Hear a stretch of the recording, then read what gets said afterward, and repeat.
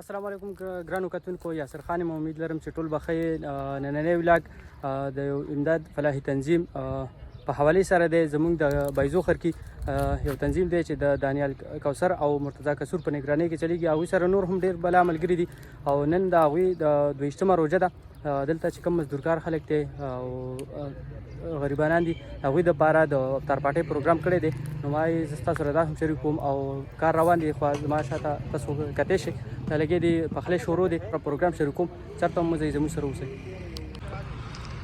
ګرانو کتونکو، دا ټیم کې زما سره دانیال کوثر او مرتضی کسور ولاړ دي. نو د هغوی نه د دې تنظیم په حواله سره د دې باره کې یو څو خبرې کو. مرتضی کسور صاحب، تاسو دا پروګرام روان کړی دی، دا کوم چې دلته مزدورکار خلک دي د هغوی دپاره روژه ماتي دا پروګرام کې، نو تاسو دې په اړه کې څه وایي؟ څه رایم ده؟ بسم الله الرحمن الرحیم. یاسر بھائی، څنګه چې تاسو ته پته ده چې دغه تنظیم تقریبا د 4-5 کالو نه موږ چلو په خپل علاقه کې امداد فلاحي تنظیم.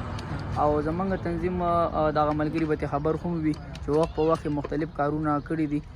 خو دې پیرله زمونږ تنظیم یو نوی سټپ اخیستی دی او هغه دا چې د زمونږ کلي ته څومره مسافر لوګري زیات کر راشي یا دغه مزدورکار خلک راځي په روژه کې او هغوی د شپې کار کوي، نو بیا د ورځې نشي تللی کورونو ته، نو هغوی دلته پاتې کېږي په دې حجرو کې او په دې چوکونو کې پاتې کېږي.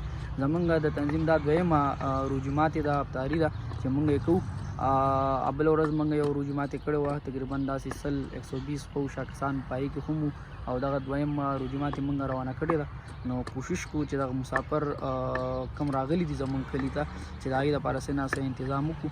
او دغه پیسې خو اکثر زموږ ملګري رالیږي، مسافر چې دي خاص کر چې زیات کر مشران چې دي په ملیشیا کې دي، نو هغوی موږ ته پیسې رالیږي، زکات رالیږي او هغوی خپل امداد کوي او هغه به موږ داسې لګو په دې ترتیب سره.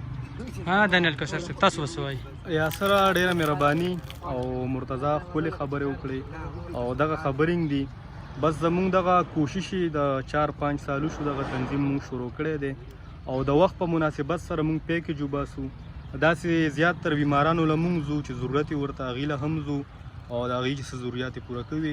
دغه شان په دې روژه کې مونږ د راشن پیکیجنګ وباسو او دا ځل پکې دا سټیپ اخیستی دی چې دغه څومره مسافر ملګري دي د لونو له زمونږ کلي ته خاص کر راغلي دي، نو د هغوی دپاره مونږ د افطارۍ بندوبست کړی دی او استاد هم ډېره مننه چې رالی مونږ سره شرکت وکړو. ډېره مهرباني.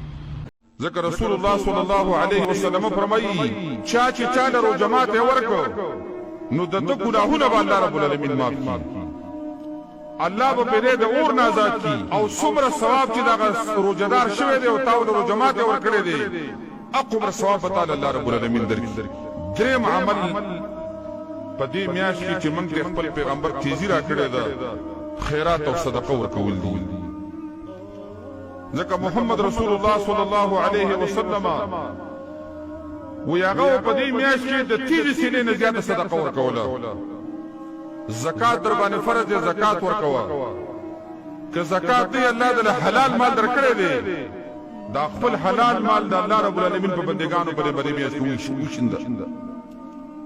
ذکر رسول الله صلی الله علیه وسلم فرمایي چا چې چا له روژه ماتی ورکړ نو د ده ګناهونه به الله رب العالمین معاف کړي، الله به پرې د اور نه آزاد کړي او څومره ثواب چې دغه روژهدار شوی دی او تا له روژه ماتی ورکړی دی هغومره ثواب به تاله الله رب العالمین درکړي. صحابه کرام وفرمایل د الله رسوله زمونږ وس او طاقت نشته دی چې موږ دومره روژه ماتې ورکړو، موږ غریبانان یو.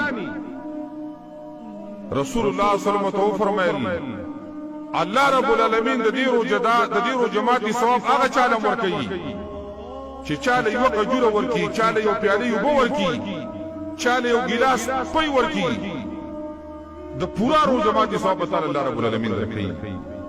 غریب مسکینی په 200 روپۍ باندې په 300 روپۍ باندې کیلو کجوره ده، یو مسکین له اخلا، جماعت له اخلا، مدرسې له اخلا، ستا په دې روژه ماتې باندې چې کوم مسلمان روژه ماتې وکړو د الله رسول فرمایي ګناهونه به د الله معاف کړي، د اور نه به د الله آزاد کړي، څومره ثواب چې د هغه د روژې دی دغومره اجر به تاله الله رب العالمین درکړي. او دې میاشت کې تاسو ته پته ده زموږ د عمل غریبانان دي، دې کې کونډې دي، دې کې یتیمانان دي، مسکینان دي، هغه خلک دي چې هغه د مزدورۍ وړ نه دي، بوډاګان شوي دي، په موږ او تاسو باندې حق دی چې په هغوی باندې خپل نظریه وساتو. ګوره په دې انسانانو کې دوه قسمه خلک دي. یو قسم بدبخته خلک دا دي چې روژه راله ماله به څوک سره کړي، روژه راله ماله به څوک سره کړي، خولې وازه کړي د هر چا نه صرف سوال کې غوښتل کوي. او یو قسم مؤمنان هغه دي چې هغه خپل جیب ته لاس اچولی دی چې د رحمت او د برکت او د مغفرت میاشت ده، زه به روزانه چاله څه ورکوم. د چا به کجوري وس کېږي، د چا به پۍ وس کېږي، د چا به د غنمو ډوډۍ وس کېږي، د چا به وریجې وس کېږي، خو روزانه خپل انداز مقرر کړه چې ما نن څومره صدقه وکړم. زمونږ اسلام دې کې ایثار دی. ایثار دې ته وایي چې دا خپل خوراک د خپل مسلمان ورور سره نیم کړه، دا خپل خوراک. نو دې کې صدقې ورکول مسکینانو ته، یتیمانانو ته، غریبانو ته. کوم سړی چې مسکین لپاره او کونډې لپاره ځلې ځلې منډې تړلې وي، نو محمد رسول الله فرمایي دل الله اجر کوي کړي مجاهد فی سبیل الله. لکه دې چې الله په لار کې جهاد کوي، د مجاهد سره ثواب عمره. او به فرمایي مسکین او مسکین او منډه ځلې ځلې خوراک ورکوي، د ثواب دا چا سره برابر دی چې هغه